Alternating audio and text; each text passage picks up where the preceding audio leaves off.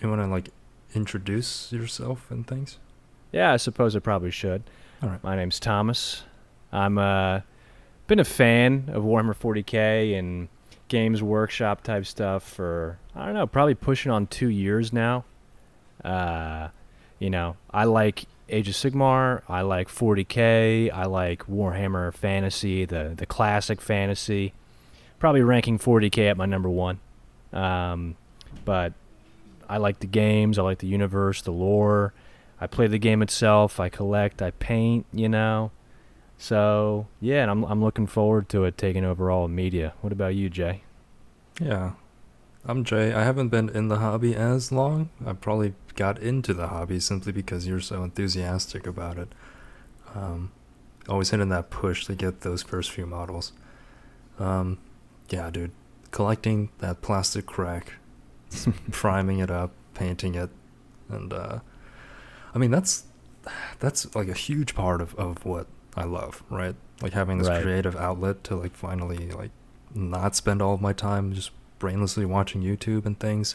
right. It feels productive. It feels good, and Yeah, having this like project you can work on and feel accomplished when you have a squad or an entire army finished is almost second to none. Almost, it's a good hit of dopamine when you're oh, finished. totally, totally, man. I feel like the beautiful thing about the hobby is it's like five hobbies in one. Yeah. You have the basic collecting of it. You have the assembling, the priming, the painting. And then you have the lore on one side. You have all the different forms of media, whether it's video games, and they seem to be coming out with more and more projects. Like the I don't know if you ever watched it, but that Ultramarines movie, the animated one. Yeah, the one Um, you can find on YouTube. Right, yeah, that we're not endorsing it because that's technically, but it's if you find it, you find it. Right. And And with John Hurt screaming "Burn the heretics," oh, that was great. but I think it was the books. Okay, let's get into the initial, I guess like interest or like the initial like exposure to 40k, Hmm. right? Yeah. I always heard about it, right? Hmm. Growing up, you always hear about Warhammer and like it's this thing, and it's Yeah. whether or not you're aware if it's like a tabletop game.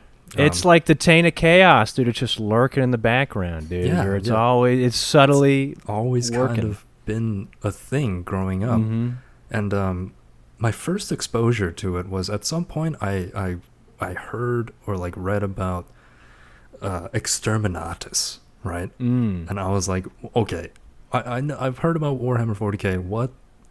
What is Exterminatus, right? Hmm. That Because vaguely Latin, yeah, terrifying term. it sounds pretty awesome. So I'm like, I read about it, and it's like, oh, okay, it's the entire systematic death of an entire planet done by one of several means. And I'm like, okay, got it. Grimdark sci-fi, interesting. Hmm.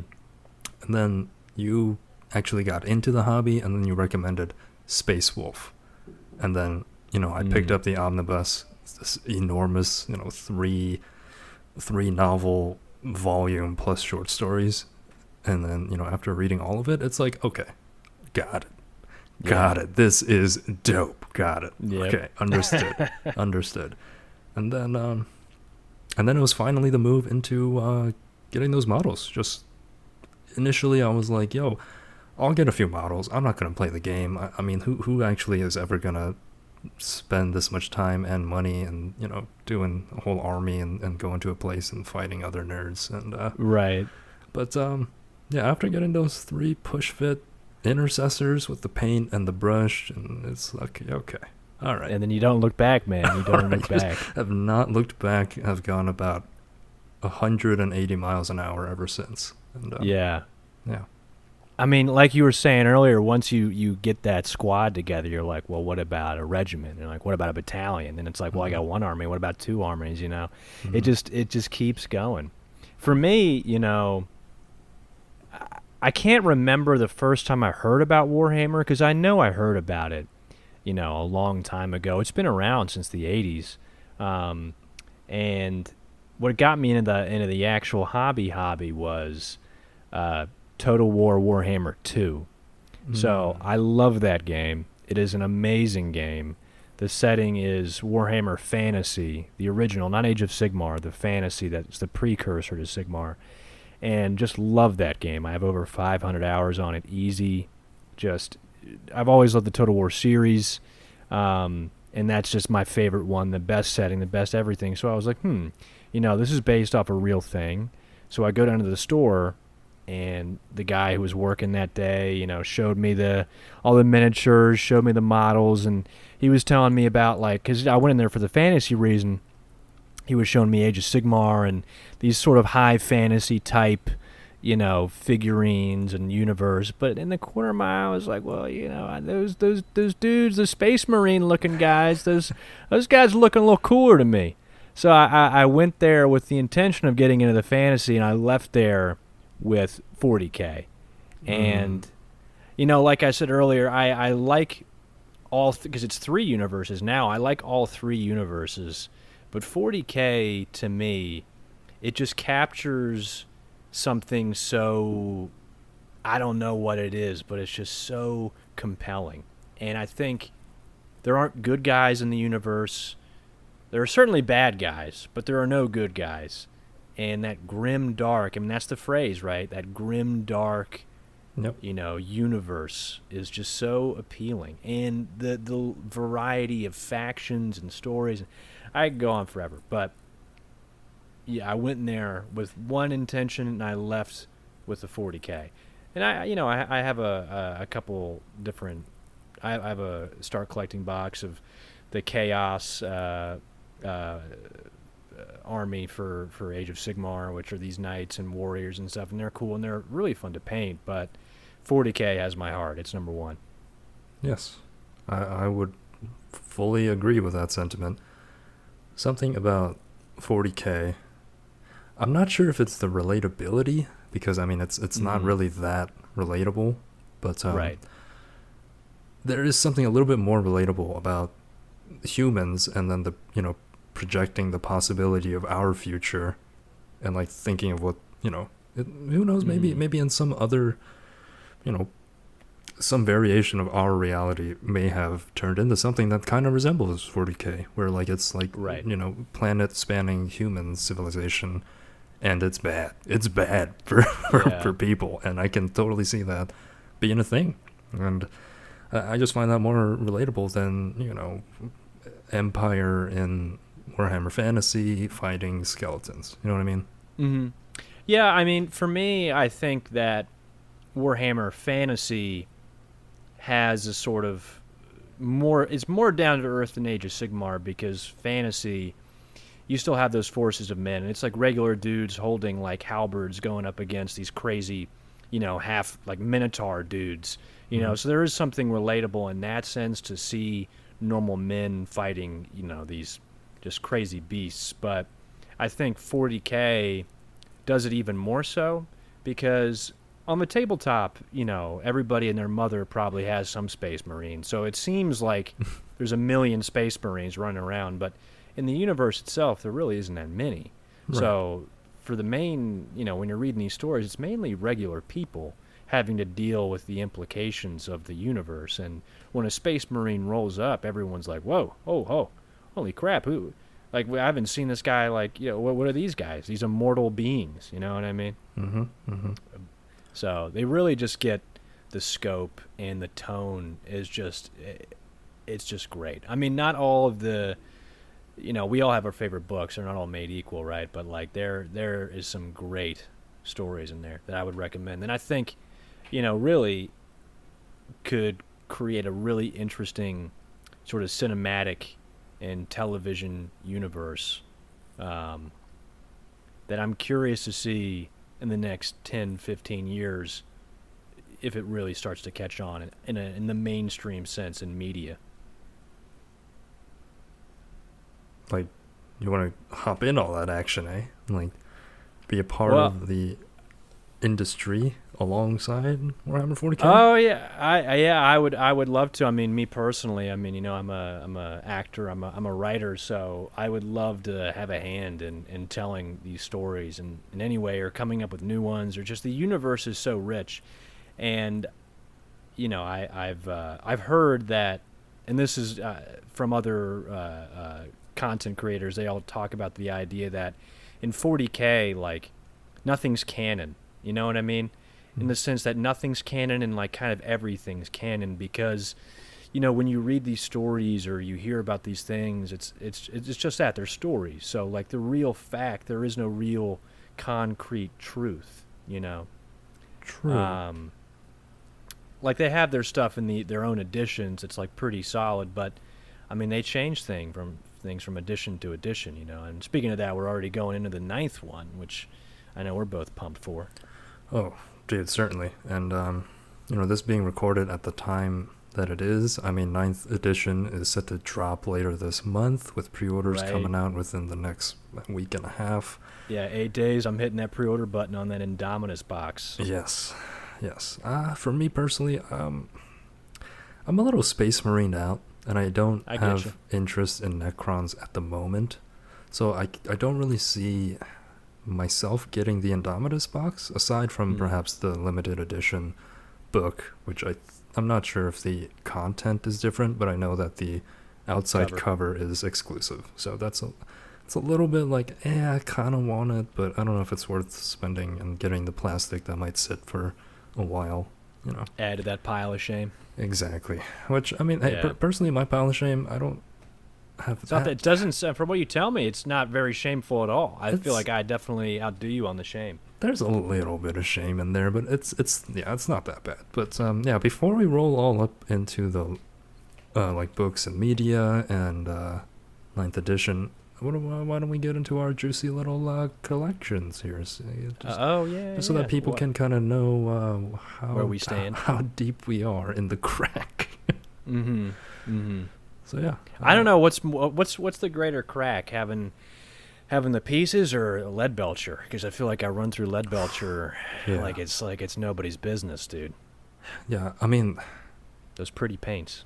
As much Leadbelcher as I've gone through, I'm like kind of scraping the sides of the pot that I have, but so far it's been lasting. Just that remnant is kind of getting me through, at least the Astra Militarum guys I'm working through. So I mean, I don't know. I'm pretty impressed with the longevity of the single pot. But of course, I have backups ready to go. So yeah, they make some nice paints, man. I mean, like you're saying, like they're deceptive too. Like I feel like you're gonna run through them in like one army, but you really don't. But in terms of who I'm fielding, I mean, judge me if you will, Jay, and whoever's listening. I'm an Ultramarines guy, dude. I mean, they are the dudes in blue. They're as good as you get. They're the Boy Scouts. But, old robot girly man, I'm a fan. I like their style. I like their whole Bible that is the Codex Astartes, and I like how big of it is a deal when someone's, like, deviating from it. I think they create some really compelling characters, and it's nice that there is at least a force in the Space Marines that is like trying their best to retain some sense of their former humanity, and I feel like that is the Ultramarines. They really are the group that is trying to be the most human, objectively good. Like yes, like there is almost no doubt that pretty much if you were an Ultramarine, you are a good guy. Like right, as good as you can be in that universe. Exactly. And I just really like their color schemes. I mean, blue is one of my favorite colors. I mean, I know I'm not 5, so I'm not running around saying, blue's my favorite color, but it's my favorite color. I don't know what to tell you. And that gold trim, it looks mighty fine, So that's the primary army. It's not done. I'm hoping to be well over 2,000 points before it's all said and done. And I keep pushing off getting Rabute Gilliman because I just never feel like, and I don't know if you feel this way sometimes about those special models, but I just don't feel like I'm a good enough painter yet to do them justice. So I'm practicing on those models. I always say whenever I get a box, I save the HQ units for last, the special units for last, so I can really try my hardest on them. Okay. Yeah, I definitely get that. I was very reluctant on painting up Ragnar, the new sculpt, for a little bit. But I don't know. I think if you're kind of confident in your standard that you got going for, like your basic, like intercessor or assault marine or etc., then you just gotta have to give it a go, because Yeah, no it, fear. yeah, but And like the Emperor says, they shall know no fear about our lovely Space Marines. Speaking of Space Marines, Jay, hmm, what you fielding? I know you're a Space Marine guy yourself. I am. I started off as a space marine guy. We mentioned a baby's first space marine kit that I bought, and yeah, after reading the Space Wolf, the first omnibus, I was like, okay, I gotta field Space Wolves because they're the ones that I know and I like them. When I got into it, I found out, within the meta, they're not particularly strong, and I was a little upset, but I get it. Close combat is, they're good. In 8th edition. In 8th edition, yeah, definitely not the strongest. In disclosure, yeah. In 8th edition, apparently, getting close up and personal was hard because everyone had good shooty units that would just blast you away before you got there. So, I was a little bit kind of upset about that, but yeah, I'd say I have approximately 2,000 points. I got started collecting, Space Wolves box. I have 2 of the Talons of Morkai boxes. So yeah, we got Wolfen, we've got Intercessors. We also have the Space Marine side from Dark Imperium. We both got those guys. So oh yeah, there's that. Solid guys. Oh, absolutely. Yeah, and then a couple extra HQs here and there. I got the Prophecy of the Wolf box, which came with that sexy new Ragnar sculpt, and man. He's good to go on top of his little broken Aquila, and jumping straight into the fray with this chainsword. That's a great sculpt, but Yeah, roaring. yeah, actually roaring.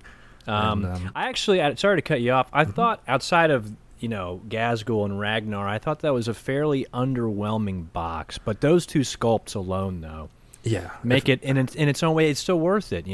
I mean, if you weren't into the hobby, you would look at that and say, "What? That's ridiculous." But if you're in the hobby and you like Ragnar, you like Gazgul, you like both of them, you're getting that box. yeah. If you have both armies, then it is a. I wouldn't say it's great value, but for those sculpts alone, if there's no other way to acquire them, then yes, like you more or less have to have them because they're very powerful and they look great. Yeah. I was lucky enough to find a buyer who bought the Orcs half at a very reasonable cost. But but if we do want to go into the critique of the Prophecy of the Wolf box, it's very upsetting. It's like, bro, what the Space Wolf half has 10 of the Plain Jane intercessors. I mean, just it was the incursors, the stealthy the boys. incursors. Yeah. Okay. Even still, though, that seems even less Space Wolfy. Exactly. They're more or less plain Jane. They do come with upgrade sprues to put on the pauldron that has the wolf on it. But there's to give you a free sprue, right? Yeah. There's no pelts. There's no ruby things. It's that's been discussed to death. But yeah. So that's the Space Marine army. There's also a repulsor executioner in there because I wanted some armor. But that thing sold out, though, so say what you will. I mean, disappointment or not, Games Workshop, if they get their claws in you, pun intended, Mr. Space Wolf, they got you. Indeed. They got you, no doubt, man. Indeed. I mean, I don't even play Space Wolves or Orcs, and I was eyeing up that box myself. You know what I mean? I didn't pull a trigger on it. I bought Shadow Spear because... like I said, Ultramarines, main army, they had a great Ultramarine portion. I wanted the Librarian, and you can never have enough Primaris Lieutenants, as Games Workshop sort of makes it known, But I love the whole Chaos Space Marine. So I have a smattering of Chaos armies. I got a little bit of Death Guard, a little bit of Chaos Space Marines, with the ultimate goal of building a really nice, Chaos undivided, unified sort of Chaos Space Marine force to sort of go up against and contrast my Ultramarines collection. Okay, I definitely get that. I mean, having 2 sides, it definitely makes playing against each other very appropriate.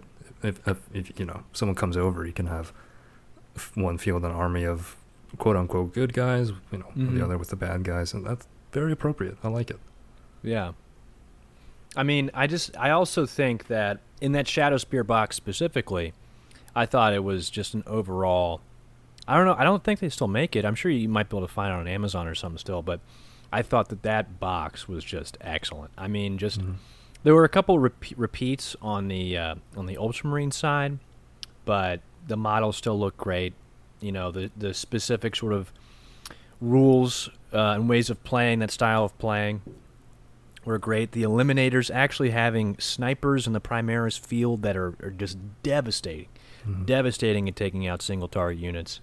But the Chaos Space Marine side, I mean, those models look beautiful. I mean, no repeats on that side, and they are just, I mean, no way around it. They're just badass. I mean, and they look like they're ready to get rid of the forces who fight for the Carrion God. You know what I mean? That is the Emperor's forces, right? Just so dope.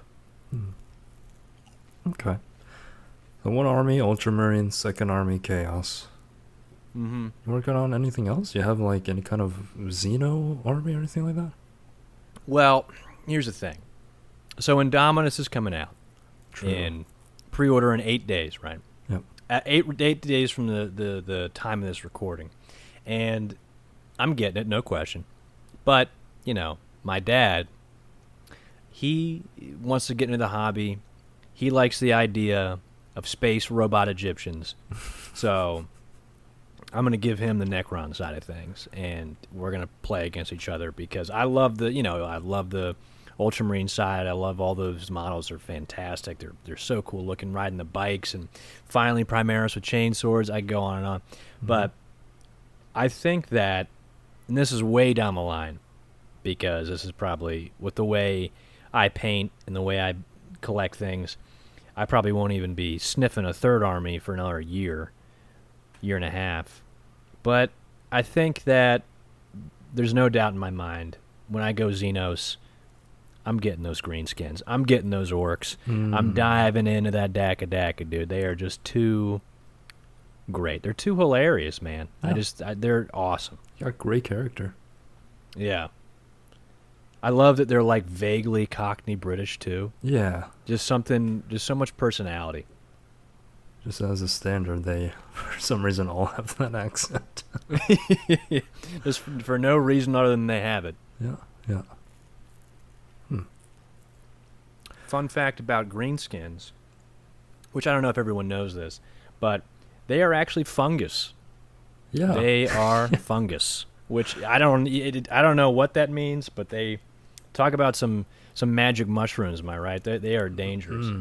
No female orcs, only mushroom.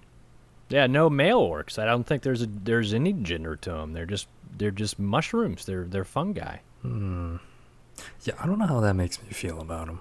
It's a little weird. It's anyway. Okay. Okay. So what's your second army over there, Jay? You got Space Wolves #1, led by Ragnar himself. Yes. Leaping in the fray with a chainsword. Yes. Who you fielding second up? Who's the backup boys? The second army, I figured it's only appropriate that it be the army that has. It features the Lehman Russ battle tanks, simply because, a good Primarch. You're the best Primarch? Is that what you're trying to say? Nah, not necessarily. I don't know. I don't know enough about the Primarchs, but which I would love to get into a little later because I love the Primarch stories. The Horus Heresy 30K, riveting. But go on. Sorry to interrupt. Oh, that's all right. Yeah, I got into Astra Militarum simply because. I mean, as shameless as it is, it's apparently in the meta they're good. They got good units. They got good big artillery. They got lots of bodies, and I was like, I'm into that, because it's a lot of kind of I don't want to say mundane painting, but regular infantry guardmen. It's very easy. It's very relaxing because they don't have a whole simpler lot. Color scheme. Exactly. There's not a whole lot going on. Your average Space Wolf, he's not too, tricky either if you're using like the Space Wolf gray like spray undercoat to get the base on. But they're kind of tricky. They have yellow on their left side if you're going with the black main regiment, and and Space Marines have a whole lot of decoration kind of all over. Plain Jane Guardmen, it's like total of like, I use maybe 10 paints plus a couple washes, and they look pretty good in my opinion. Tabletop ready? Yeah, absolutely. Maybe even better than some tabletop compared to the ones I see for sale at the local game store. Well, I mean, you got to ask yourself, like, who? Okay, if you've ever been in a tight spot and you've had to sell your, pieces to a local shop for whatever reason, you wanted to get rid of them, our hearts are with you. But I'm with you, man. I go in there and I see those, and I'm always like, man, I can see why they sold them. Because they don't look great. Yeah. You know what I mean? Like, I don't know. Yeah, it's a bit, they're rough around the edges, man. Some of the ones I see there. But anyway, for the Astra Militarum, I got like 4 of those star collecting boxes because you can never have enough tanks and dudes. I have, I got that Cadian Defense Force, which is basically a bunch of those same things. So you must be really torn up then. I mean, with all the events of the 8th edition, you're Mr. Cadia over here. Cadia is no more. Indeed.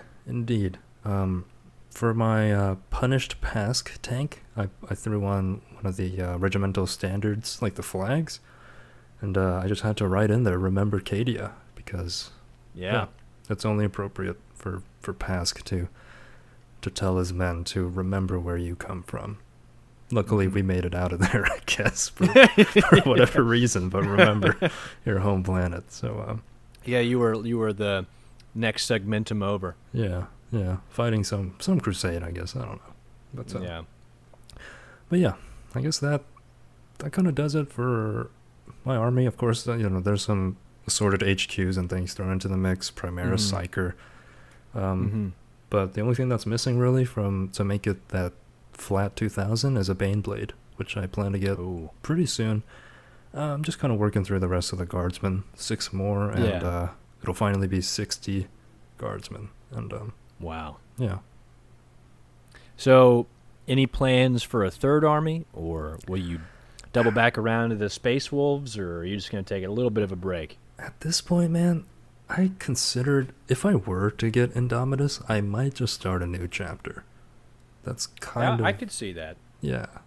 Who would you lean? Who are you leaning? If just hypothetically you get Indomitus, which, just, not that I'm selling it, but it is limited, so, I'm sorry. Who you think? I don't know.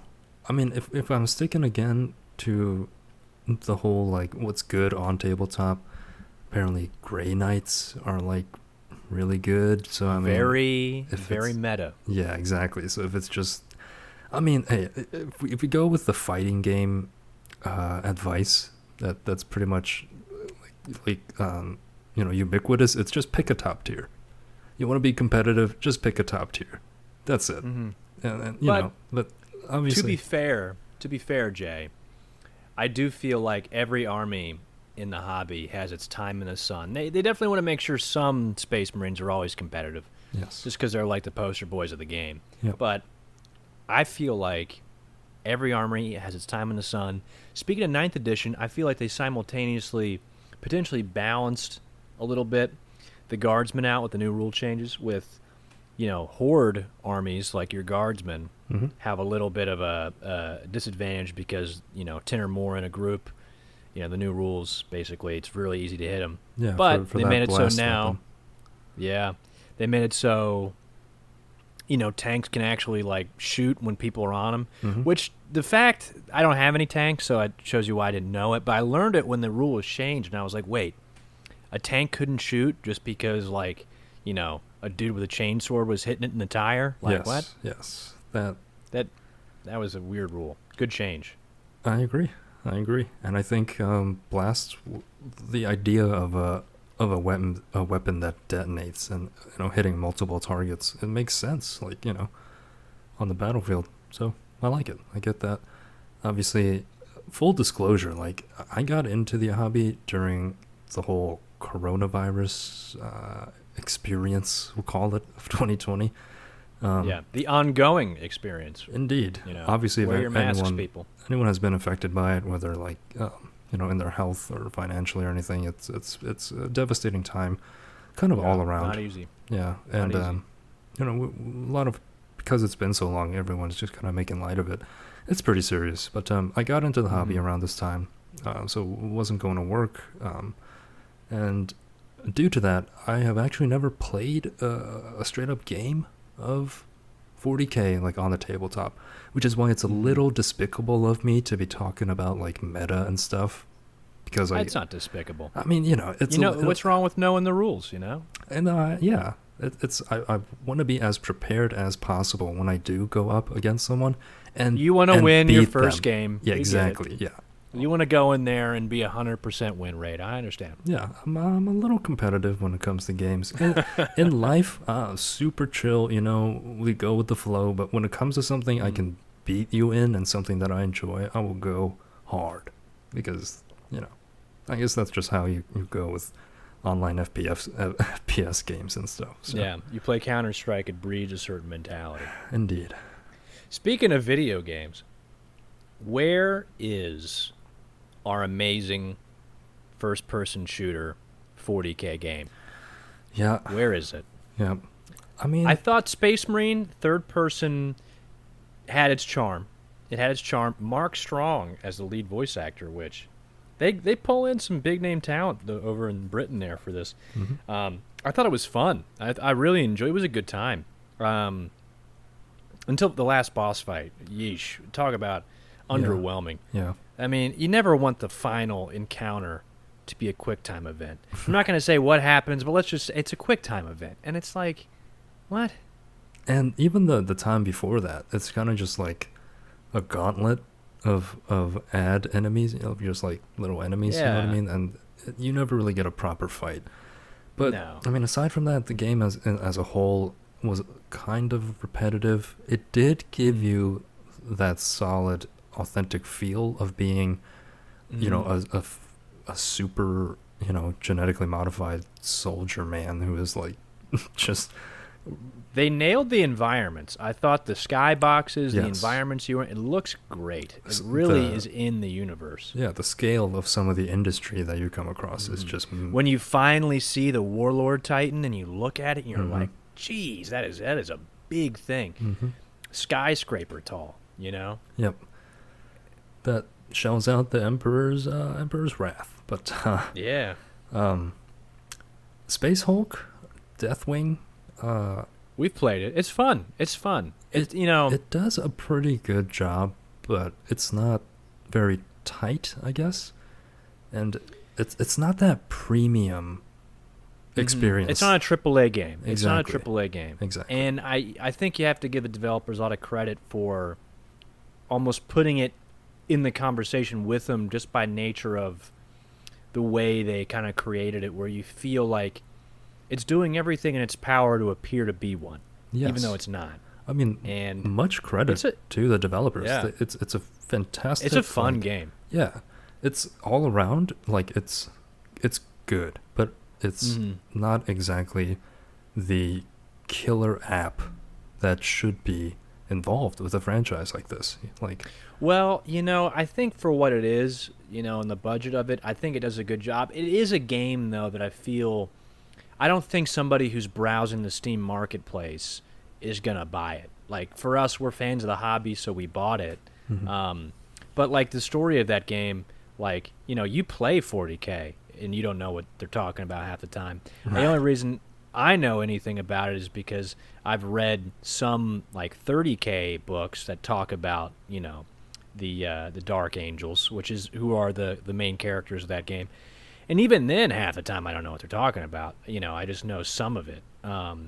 So it's very like, the story of that, the lore of that is very much like looking into a pool of murky water. Like, you can kind of tell what's underneath, but you don't really know. And the atmosphere is fantastic. yes. The idea of a space Hulk, this conglomeration of ships trapped in the warp that is somehow turned into one floating vessel. Cool idea. You move through it. The environments kind of shift with you. Fun game. But again, I don't think it's going to be the thing to bring people in, Right. No, it's definitely not that. But it's hard to describe what you could feasibly do. You know what I mean? Obviously, if you want to make it, baseline popular with everyone, and then you play as a space AAA marine. mainstream game. Exactly. You kind of have to play as a space marine because I think in some sense I agree with you, because they are the poster boys of the universe. Mm-hmm. When you think Warhammer, you think Space Marine. But I think depending on how and what genre of game you choose, it could be just as interesting, if not better, to be a normal person. Yes, that would be the ideal way to do it, in my opinion. If you were, let's say, a guardsman, and then you can actually see a space marine in action as they should be. One space marine taking out 50 Tyranids or whatever it may be, right? And just be superhuman. Exactly. Wow, that is what a space marine is. Me over here, it takes 20 shots from my dumb lasgun to take out a Tyranid, and this guy's punching them with his bare fists. So yeah, I think that'd be the best way to do it for a good portrayal of kind of everything in that universe. Because whenever you play a game and you are that character, it does normalize the incredible feats they're capable of. Mm-hmm. Like we were talking about Warhammer, this is a Space Marine game, which again, fun game. I mean, you can catch it on sale for less than $10, and I think it's totally worth that price. Mm-hmm. But you're running around chain swording everything that moves. You're smacking everything left and right. Hordes of enemies can't even touch you. Right.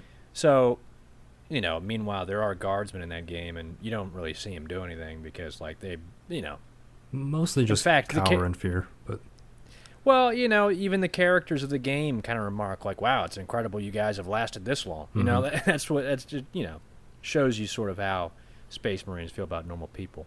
But I will say, okay, so let's say you're a AAA developer, first-person shooter. I do think there is room for an incredible Space Marine game. If they get the story right, if they get the UI right of what that looks like in that helmet with their visor, that could look cool. But the weapons, that you could give the player to play with, and the sheer variety of enemies.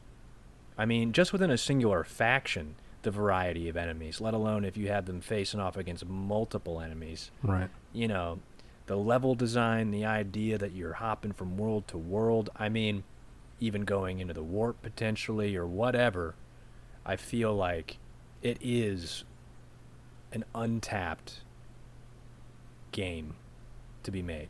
Same with, and going into maybe a conversation we'll have in a couple minutes, same with movies and TV. I think it is very untapped, sort of a lot of resources are there. Yes, I wholeheartedly agree.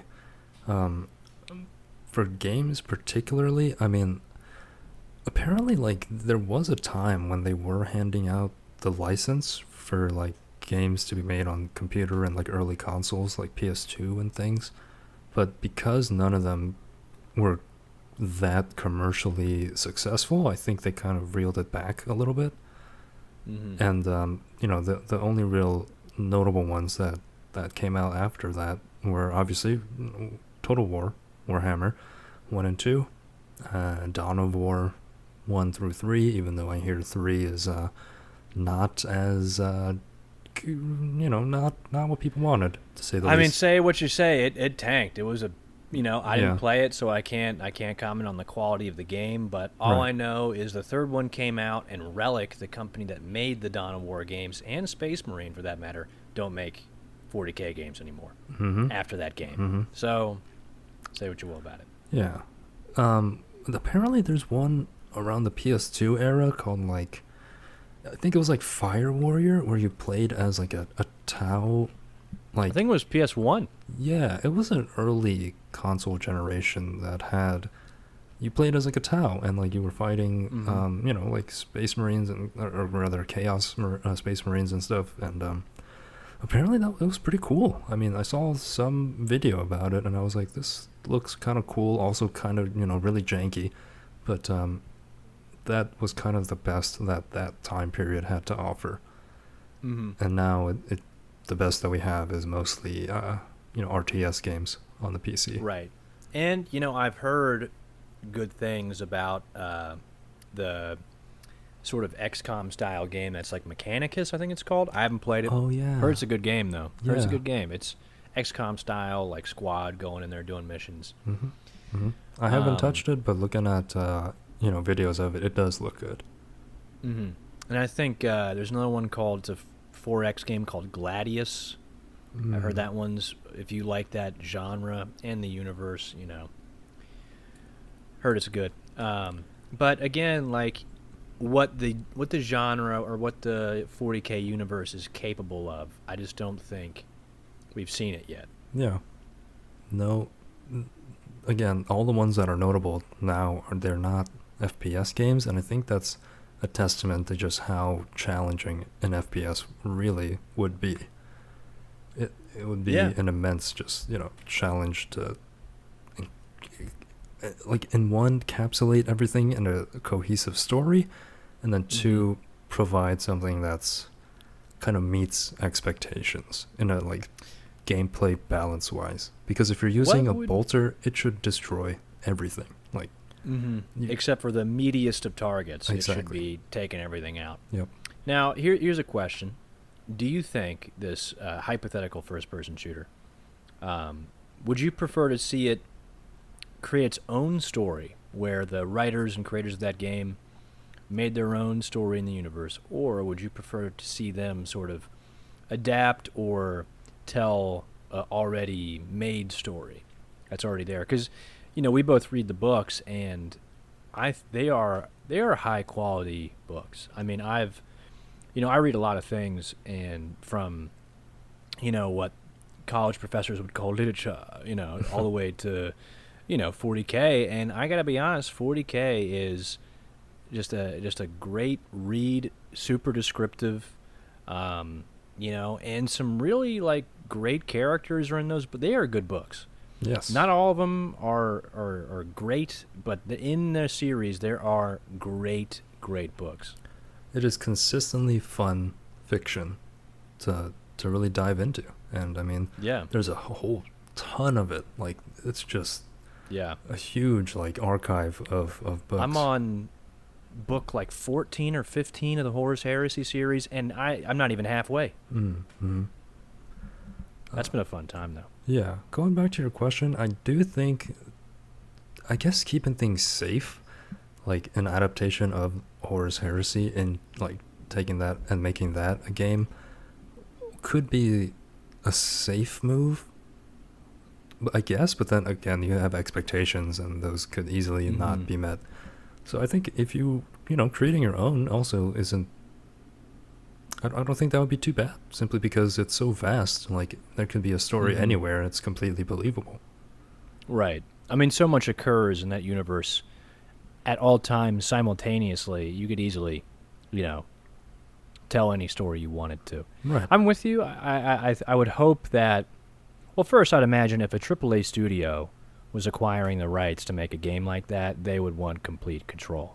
I'm sure I could see them going either way, but I'd imagine that they'd want to tell their own story, just to not be, because I don't think Games Workshop would want them to change the narratives they've already made, and there's kind of that back and forth. True. Where it's how faithful of an adaptation would Games Workshop demand if you're going to tell one of their already made stories? Probably pretty close to the wire. It would be kind of a nightmare for the team developing it. But, I mean, if you could get a Horus Heresy game out there, then that would be fantastic. But playing as good old Garviel Loken, I mean, talk about a character.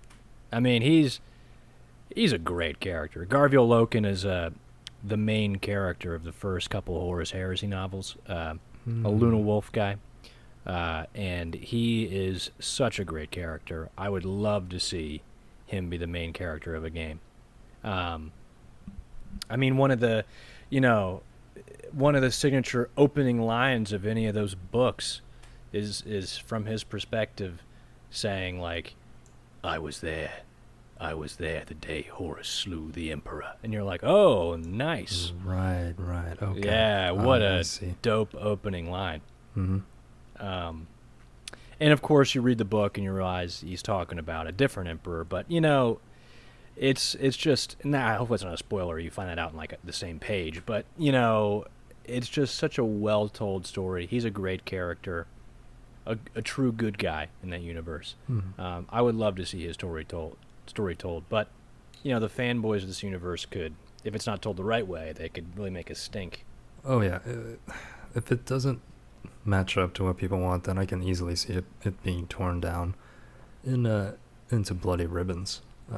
And that, I think, is going to be the biggest challenge of not just video games, but Warhammer 40K just being successful on like a larger stage. Hmm.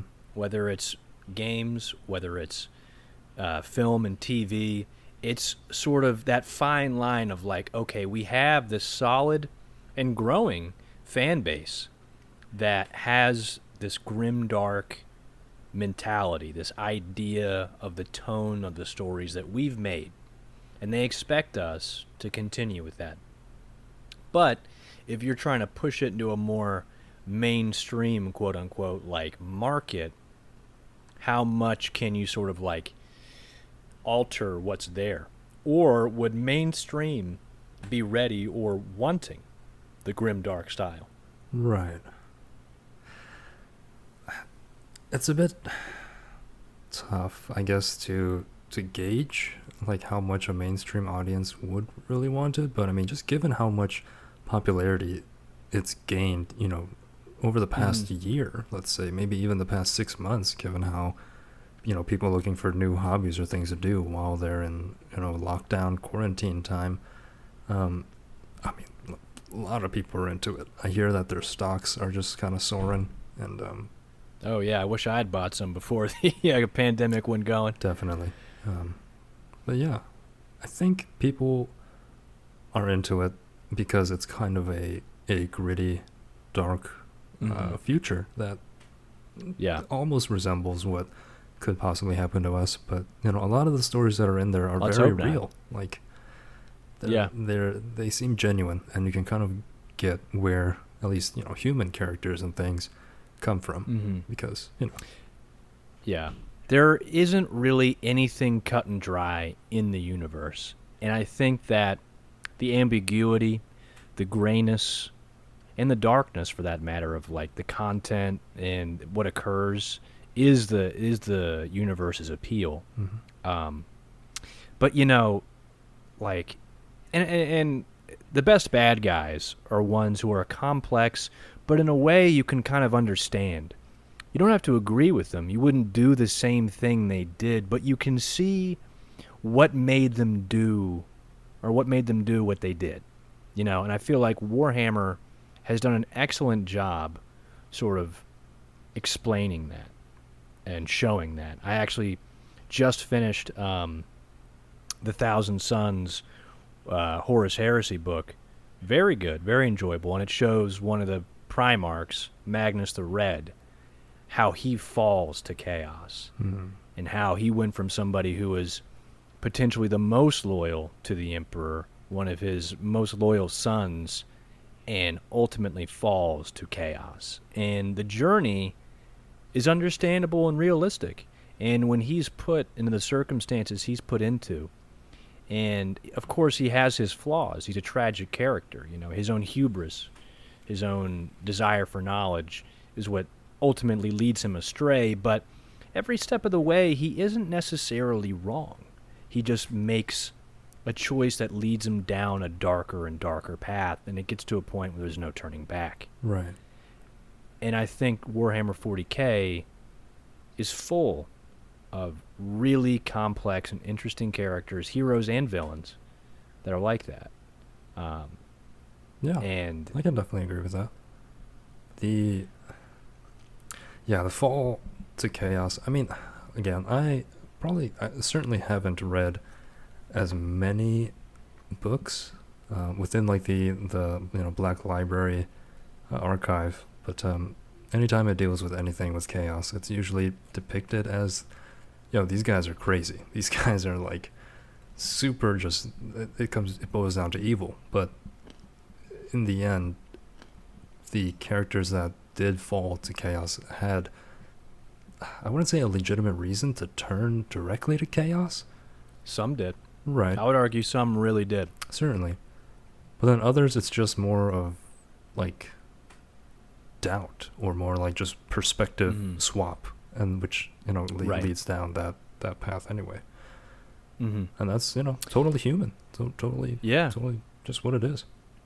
I mean, you don't start crazy evil. Like, you don't start like these guys were, like you're describing in the Black Library, who are like, you don't start as a plague marine where you're like flies buzzing around you and you're like entrails are hanging out and you're like walking pestilence. You don't start that way. Yeah. It starts with the first step Mm-hmm. towards doubt or questioning or whatever. And I think that there's so much already there that whoever chooses to tell these stories has so much great stuff to work with. Whether they want to do 30K or 40K. I mean, the scope of the universe is huge. I honestly feel like a TV series would probably be the best way to tell a lot of these stories. At least the broader, like, sagas, like Horus Heresy. I agree. But a TV series of Horus Heresy would be the most ideal way to do it.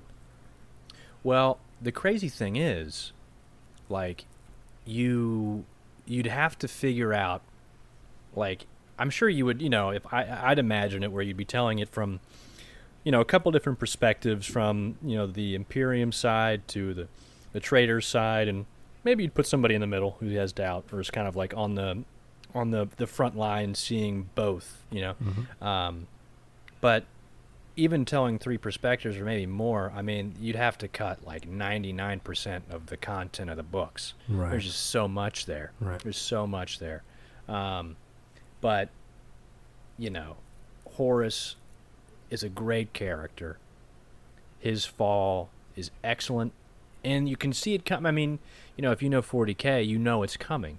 And you know it's coming for all of these characters, yet they find a way to kind of surprise you a little bit, even though you know where they end up. Mm-hmm. Mm-hmm. And to see, well, here's a question: is it Abaddon or Abaddon? What do you think? If you throw your hat in the ring, where do you go? When I look at the paint, I'd like to say it's Abaddon black, but from what I can tell, I'm led to assume it's Abaddon black, right? Right. But I mean, It's tough to say. yeah, I think it goes both ways. exactly. I like the sound of Abaddon better Mm-hmm. Yeah, because I'm a big ABBA fan. No, I'm kidding. dancing queen, dude. Exactly, dude. Abaddon would be quite the dancing queen, I'm sure. Yeah. But no, I think phonetically, I think it is Abaddon. Right. But you know what? I'm gonna say Abaddon because I like the way it rolls off the tongue better. It does. It's I mean, it's you see your him. Abaddon, Thomas. Thank you. Yep. Thank you, Jay. Mhm. Although Abaddon's quite the dude. I mean, he is a, even from the beginning, you're like, geez, all right, this guy's intense, and he just goes all the way. I mean, but a loyal son to Horus, right? And that's the interesting. There is something very Greek about a lot of these stories. It's very, the father and the son, that sort of family relationship, these like cycles of violence that repeat themselves. It's a big buzzword these days with Last of Us 2, cycle of violence. But, not to bring that into things, but like there is something kind of like classical in the content of these stories that I feel like is what also helps them kind of be an enjoyable story is they are still calling upon themes that are present in all of our normal stories, or not normal, but you know what I mean. Yeah, yeah, certainly. I mean, there is like that whole idea that like there are only like 7 original stories that everything is kind of based on or whatever. And Shakespeare wrote them all. Yeah, yeah. You know, I learned today that Shakespeare apparently created or coined like a lot of common terms. This is a tangent, but yeah, I had no idea things like bandit and like lonely were like all kind of invented by Swagger. Shakespeare. Yeah, I had no idea. Yeah. I found that pretty fascinating. But anyway, going back to the books in particular. And you know what term 40K gave us? Grimdark. Grimdark. That is, it's an actual term now. Yeah. It is a word. Grimdark. Going back to the books, I did recently finish book 2 of the Ultramarines Omnibus, or the Uriel Ventress Chronicles. Ventress Chronicles? Yes. Yeah, dude. And that was the book that featured the Tyranid invasion of Ultramar. And a super fun book. Kind of campy in how like everything is super like, we gotta stop the Tyranids or else our world is gonna be consumed, and like we're gonna... Wait, sorry to stop you. It wasn't Ultramar. It was some other planet, right? It was some other big important planet. But Ultramar was the Leviathan. It was a different one. Okay, then this might be Tarsus Ultra then. That's it. Tarsus Ultra. Yes. Yeah, I kind of read the book throughout about a month and a half during off time at work. So my recollection might be a little spotty, but we don't need anybody getting mad in the comments, you know. It's Tarsus Ultra, not Ultra. It's got Ultra in the name. It is close enough. It does. But go on. Sorry. The whole Tyranid thing was cool and all, and it had really interesting set pieces. But the most interesting thing to me was the juxtaposition of mortifactors. That chapter that came from the Codex Astartes, but then turned it into some weird, like, death culty kind of blood magic, like thing. And I'm like, yo, this is... Not even close. Yeah, this is cool, but also, like, what? Like... Weird. Space Marines and blood magic, is that chaos? Is that a cool, like, what? Like, it's gray, bro. Yeah, it's gray. It's a little, great book. I do plan to take up your recommendation and read Storm of Iron next, and then probably continue right into book 3. But so far, Uriel Ventress Chronicles have been solid, even though I'm not the biggest fan of the goody two shoes Ultramarines. Hey, they got their merit badges, all right. They're just good. Follow the Codex Astartes. Well, you know what I mean. Shut up, you know, lurches. Shut up. Come on. Yeah, there's always got to be one guy like, well, actually, the Codex Astartes. He's like, all right, chill, dude, chill. All right, chill. Yep. I get it. I read it. I do like how the whatever happened on Pavanus, the bringer of darkness, Uriel's like encounter with that. Is it like a Catan, like god? I don't know. Something ancient and evil. Yeah, that ancient evil being that he like had a fight with. It just throughout even the second book, he's just haunted by it, and he can feel that like evil bloodlust right behind his eyes that has like tainted him. And I'm interested to see where that goes. But yeah, that's been fun. It is. It is a great series. But yeah, reading Storm of Iron after 2, and anyone listening, you know, if you read the first 2 Uriel Ventress books and then read Storm of Iron and then go into the third one, I think that is the best order. And I thought, you know, for me, I thought Storm of Iron was the best individual 40K novel I've read. Okay. I'm pretty high. Just putting it out there. It's awesome, dude. And they tell it from the Chaos side and they tell it from the Imperium side. Both sides are excellent. And, you know, you're like rooting for the Imperium because they're the good guys, but you're like kind of rooting for the bad guys too. It's like, how do they do it? How did they do it? How do they do it? I don't know. Right. Yeah, it's pretty great though. Within the topic of novels, though, we can just roll right into Eisenhorn, eh? And yeah, Eisenhorn real quality. still might be one of my favorite.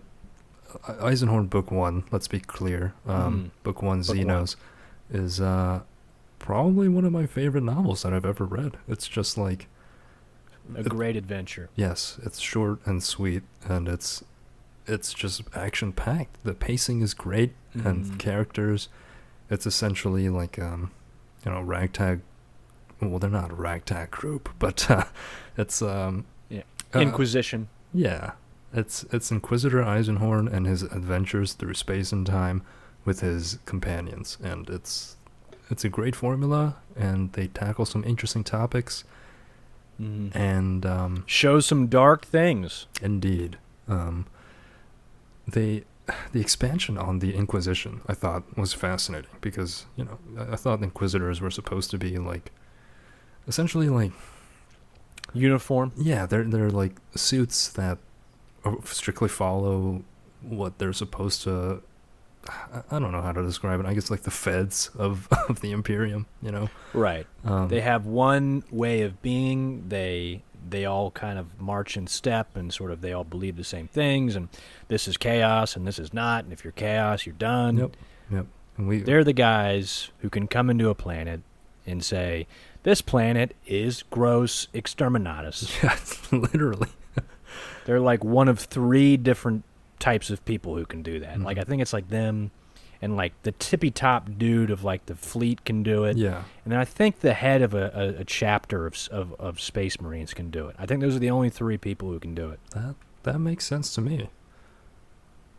But yeah, through this I learned that there's different ordos of Inquisitors, and the Inquisitors fall between like those who are very strict on what is chaos and what is not, and there are others who kind of are more gray and might use some gray magic-y type of stuff, and it's oh man, it was a great book. But yeah, what'd you think of I know I've read the first 3. I know that there's 4 at this point.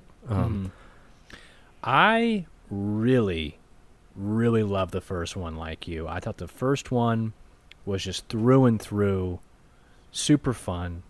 The band comes together. They really get like a lot of like character development done quickly, and it's like action packed, great pacing, and there's still a little bit of like a mystery, sort of like a chase going on. So there's that element, and a really big payoff in the end. Great writing, descriptive. I really like the second one too. The second one. There were the ending. I'm not going to go into what it is, but the ending to me was a little underwhelming. It was a little underwhelming in the second one. Could you give me? I thought, at least. Could you give me a brief refresher on what happened in the second one? So at the beginning, so Eisenhorn's like what, like 30 years older? He's a lot older. Okay. Yes, there's a significant time jump. Is this the one where he's initially deemed as like a traitor? Right. Okay. He's a traitor. Got it. His his protege is injured. Yeah. Okay. Space 9/11 happens. Got yeah. it. Yeah. Okay. Yeah. Got it. Yeah. Yeah. Cherubale, is Yeah. Okay. doing his thing. But I thought super great. Really, really great book. Except, and the ending wasn't bad. I'm not trying to say it was a bad ending. But it just felt like I rarely say this about stuff, but I felt like it needed like 20 more pages. Like it felt like it needed a little bit more. Like there wasn't the conclusion just wasn't enough.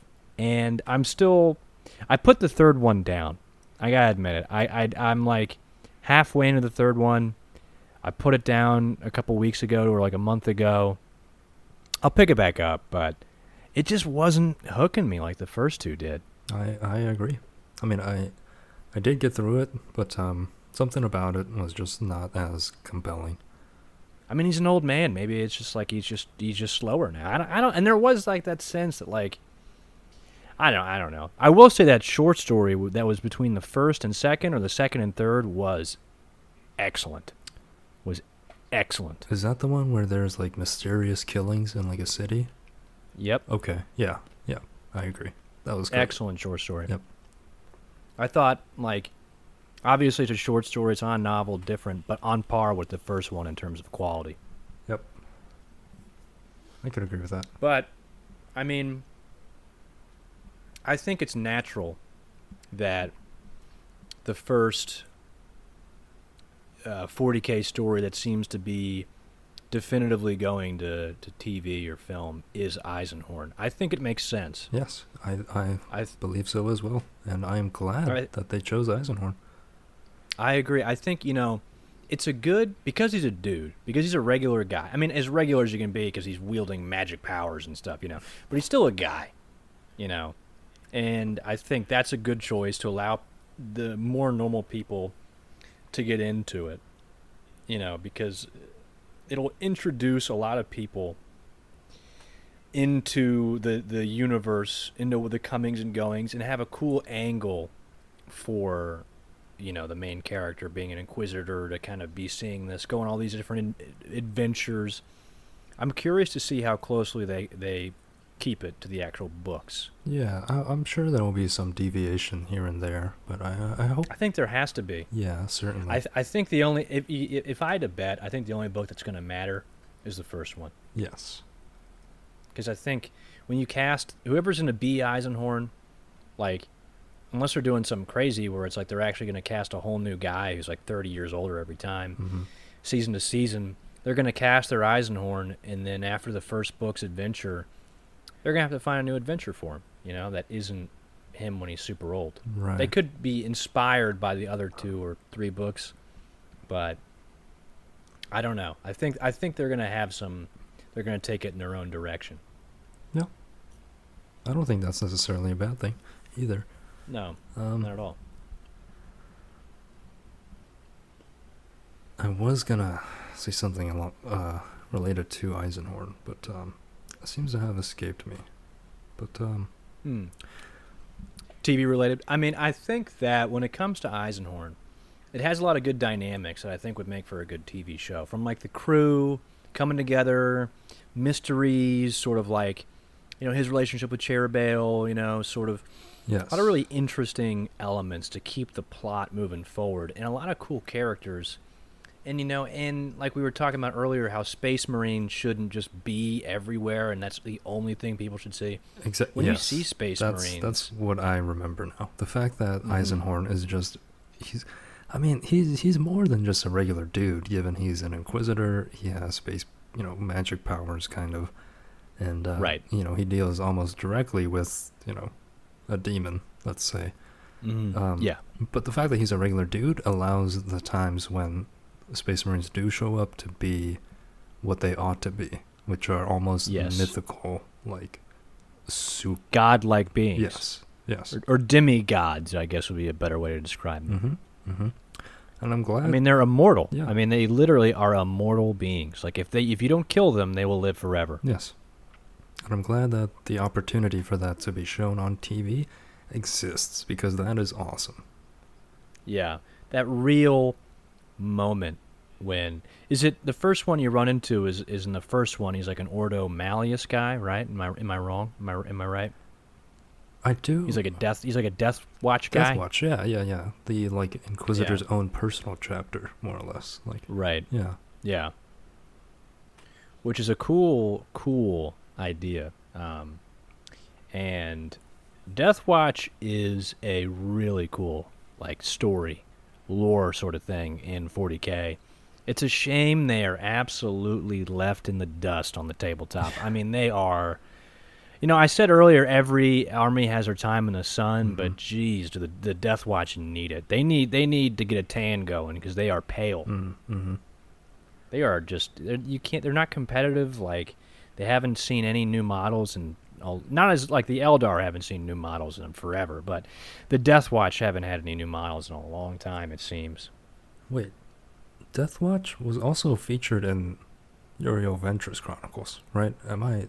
Yeah, he was. That's a Death Watch guy. Yeah, that's what confused me a little bit. And they roll. So it's like The Death Watch is every Space Marine at some point in their career, if they're good, like, capable. Not that any of them are bad, but like the better ones who have been around for a while will eventually serve some time in the Death Watch. I see. Yeah, I figured it's like the cream of the crop get like picked to join the Death Watch, chapter. For like, let's say 50 years. I don't know how long, but like 50 years or 100 years. Got it. Because I'm like, Yeah. Uriel, he mentions he is Death Watch, and then he leads a team of Death Watch, and I'm like, Right. wait, but like, what? You're also an Ultramarine? Like, what is this? Like, I got kind of confused, but okay, that makes sense. Right. It's like a special chapter that you can either choose to, you're either chosen or you can volunteer, perhaps. Yeah. Okay.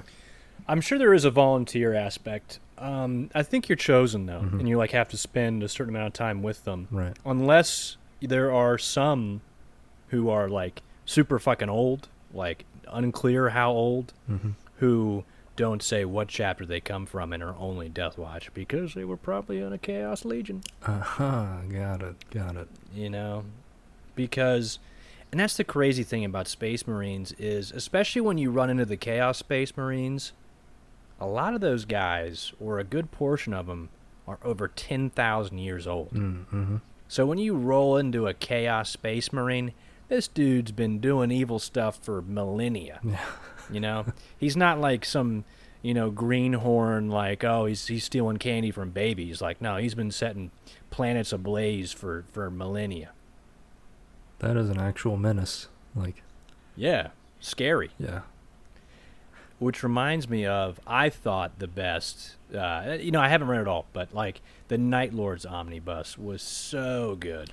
I got a soft spot for Chaos. I don't know what it is. If I was in the universe, I probably would get an Inquisitor would probably take care of me pretty quick. But I really like their stories a lot, and the Night Lord's one was excellent. I really do. I need to go through those. Yeah. Yeah, I mean, they're traitors, at least the main characters of that. They're traitors, but they're not like, or at least most of them, or at least our main characters, I should say, haven't given in to the temptations of chaos. And those that do, who are Night Lords, are like looked down upon for giving in. Right. Because they just don't like the Emperor, but they don't like chaos either. Okay, so that makes some sense. So they're just... Yeah, they're still evil as shit, right, though. They're evil, but they're not like...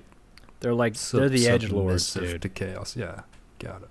Yeah, some do fall. I mean, inevitably they come into all encounter with it, so inevitably some will, but that's not like the main characters do not. Yeah. Okay. Yeah, in the first one, the main character, I'm trying to blank on his name, but the seer, the guy who has all these crazy visions, Abaddon or Abaddon, they have a pretty cool encounter in the first book. But before I forget, I just want to go back to Uriel Ventress Chronicles Book 2 and pour one out for, I think his name was like Jagaton or something. He was one of the Death Watch boys who joined Uriel into the like Hive ship. Yeah, was he one of the White Scar guys? I believe so, yeah. He with a name like Jagaton, he probably was. Yeah, exactly. He essentially, it was, he got taken out in a way that was like, what Space Marine got taken out like this? He something opens up within the Hive ship, and then gas comes out, and then he basically starts to melt. And then that's just bad luck, exactly. And then Pisanius, who is Uriel's right hand guy, right hand man, and carries a heavy flamer, just flames him, puts him out of his misery. Exactly, and I'm like, yo, that is the worst way for a Space Marine to go. He wasn't even fighting. He just it was some environmental trap. Jesus. Yeah, Christ. It's just he slipped down the stairs. Exactly. It was just bad. Yep. It's a shame. I mean, pouring out for that guy. For whatever White Scar Death Watch guy. Yeah.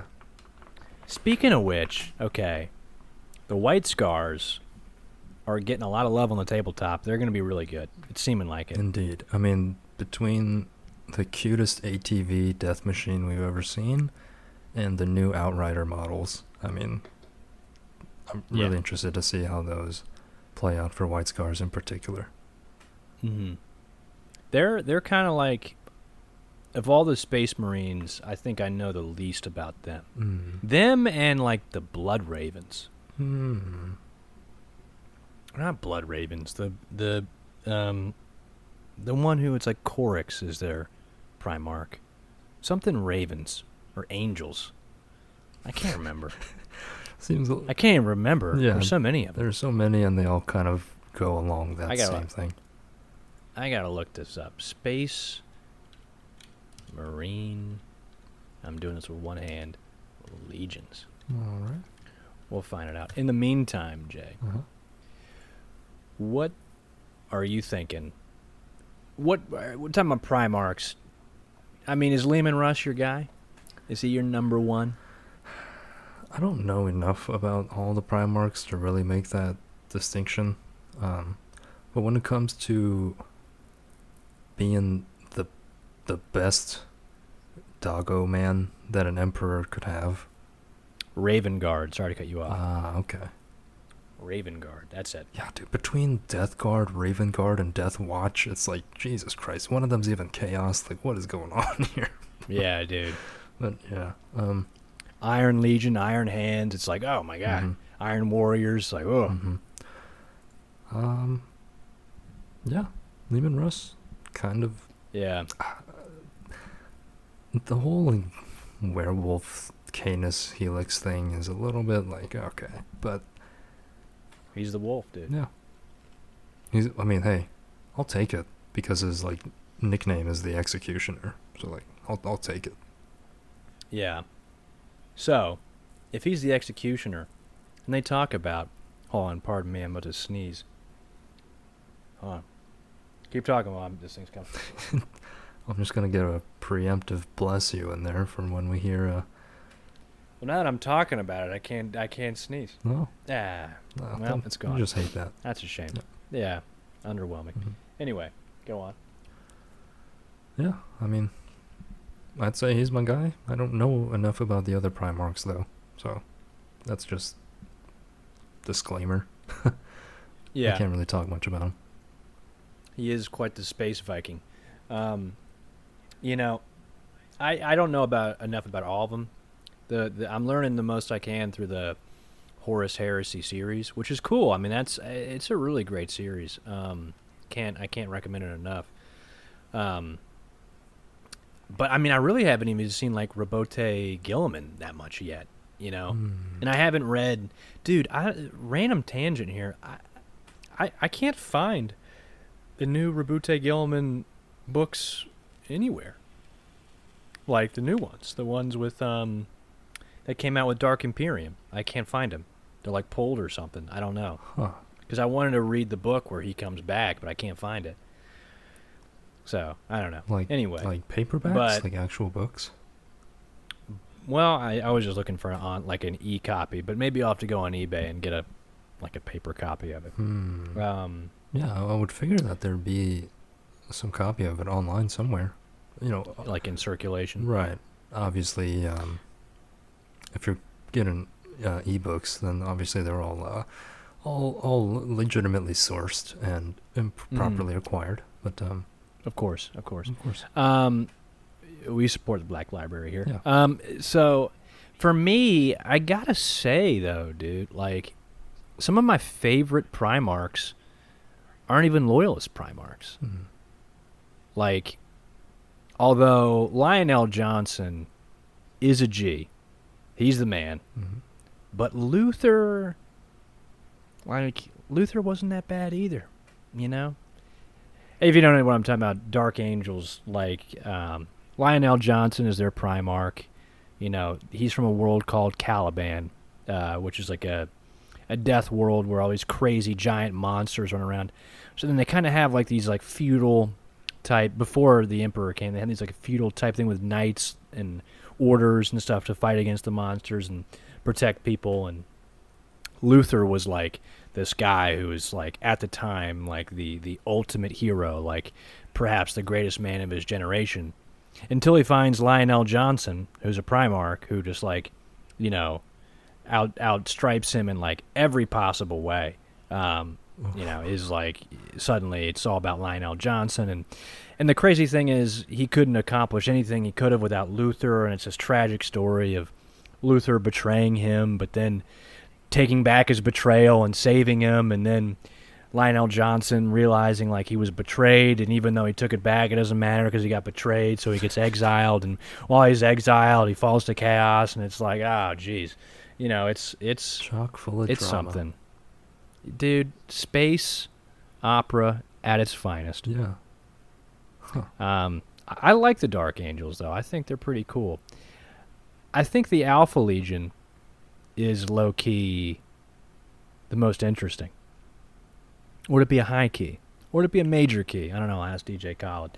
Anyway, they're really interesting because I read their book in the Horus Heresy, and they're traitor Marines, right?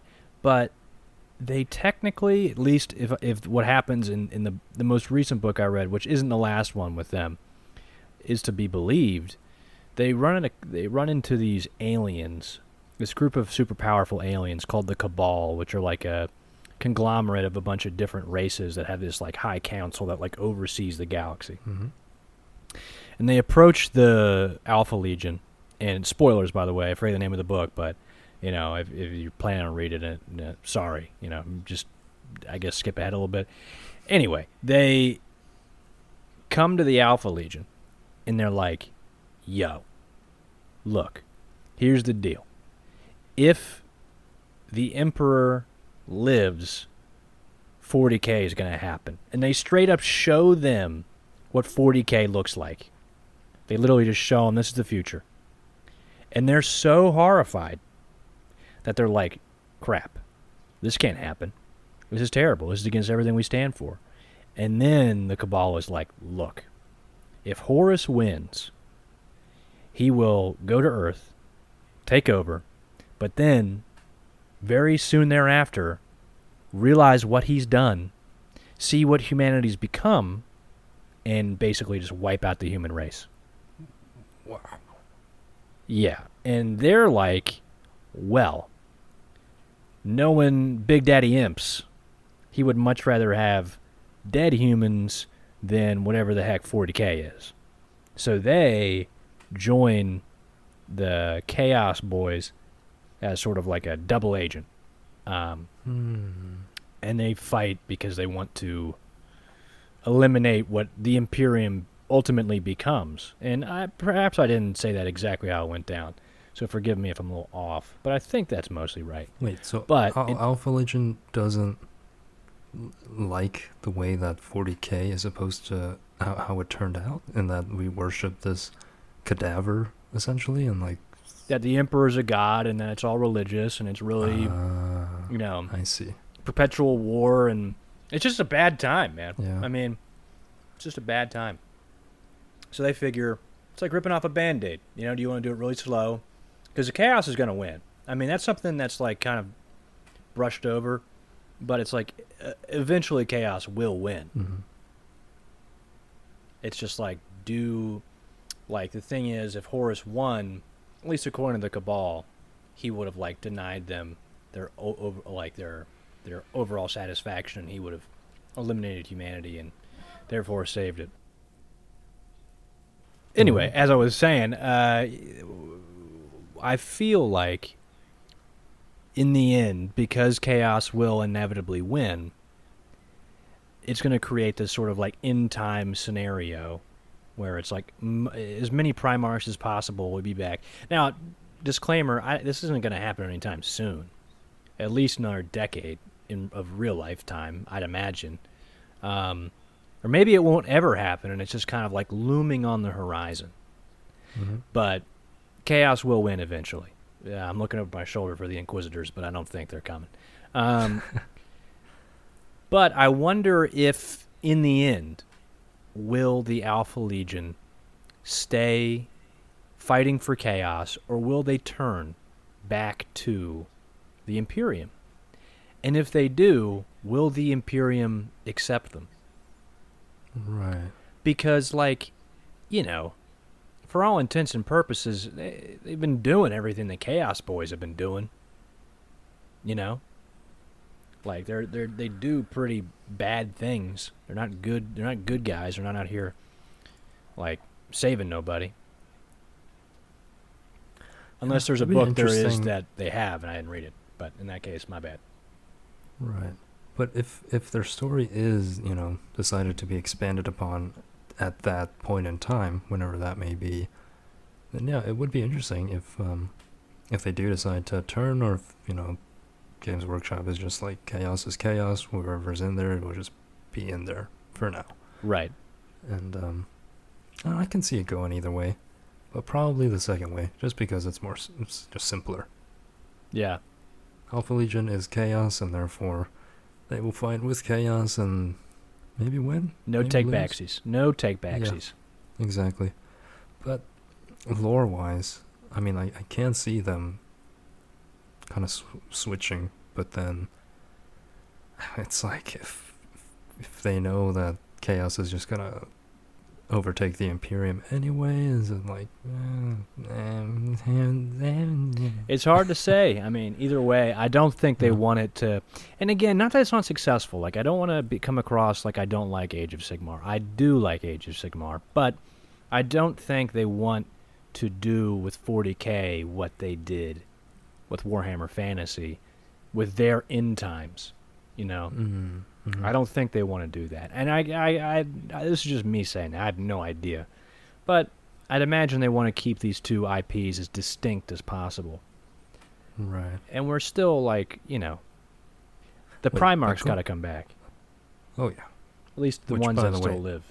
Hoping for Lehman Russ to make that big return. Maybe Yeah. not find that super fruit or whatever is going to bring back the Emperor, but at least come back. Yeah. But going back to if Chaos wins, right?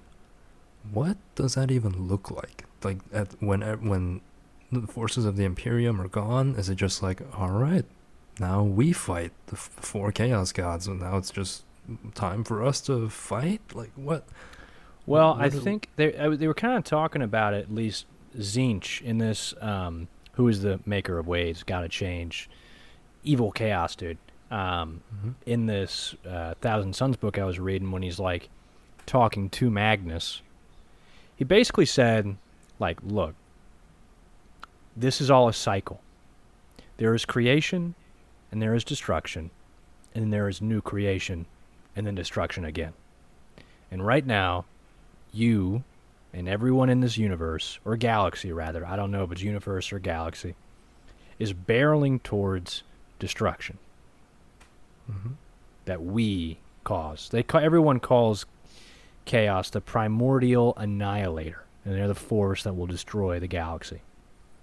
Right. And then presumably make a new one.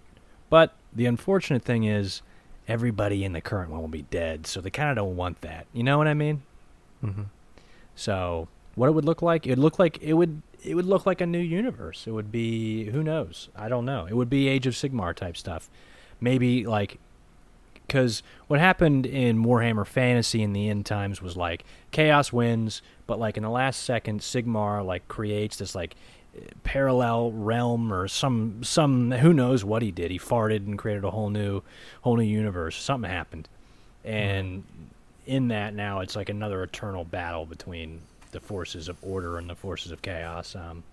So Wait, Big Daddy so- Imps could probably do something. The objective is like the cycles, creation, destruction, Mhm. and then repeat that. But they want destruction for the purposes of creating again? Like what? Like what does chaos want? I guess that is kind of the essence of chaos, in that there is no final objective. It's just It is. do it all. Yeah. So Yeah.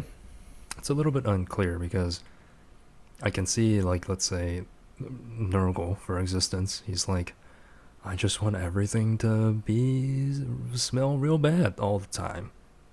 So let's make the universe with everything smelling. He just more gets rid bad? of all Like, the deodorant in the universe. Yeah, exactly. No flowers that bring off fresh scents. It just all smells like butt all the time. Right. But like, obviously that's not how things went this time. So like, did they create this galaxy at some point in time where the Imperium is a thing to kind of block their progress. Like, I'm a little bit like out there just in terms of like Well, trying to look in from the outside and just another be like, thing what? is like the warp, or at least the beings in the warp, are only reflections of the living creatures' like emotions.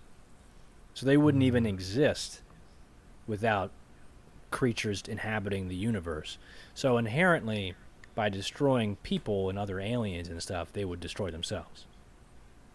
Right. So I don't know. Yeah, I don't know. I mean, maybe they're just suicidal.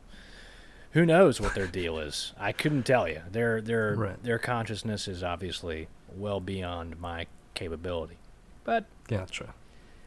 anyway, But they are evil, they are powerful, and they Yeah. want Imperium gone. So I yeah. guess that's But about so does as- everybody else, to be fair. Nobody likes the Imperium. That's true. Even the Imperium seems to have some issues with itself. Yeah, But, you know, Jay, it's been great talking. indeed. I could keep going for another 5 hours, but we'll just have to save the next hour for another time. Yeah. I'm super down to continue next time, whenever that may be. Yeah. But for now, we covered a whole Slew. smorgasbord of topics. Of, Yeah. Everything Warhammer related, and again, anything Warhammer could go on 4 hours. But until Mhm. next time, Thank you Just, very much. yeah. And let's pour one out for old Rogel Dorn there, who died sometime in the 34th millennia, and nobody knows where his body is. Oh, Jesus. Yeah, you can get a nice pour out of this Out of my of liqueur. this Fenrisian mead or whatever. Yeah, whatever. Rogel Dorn. What is that old stick in the mud drink? Probably water. He's probably a big water guy. Just a straight arrow, man. Yeah. All right. Well, thanks for chatting with us, boys and girls. Alrighty. Bye-bye. Have a good one. Bye bye.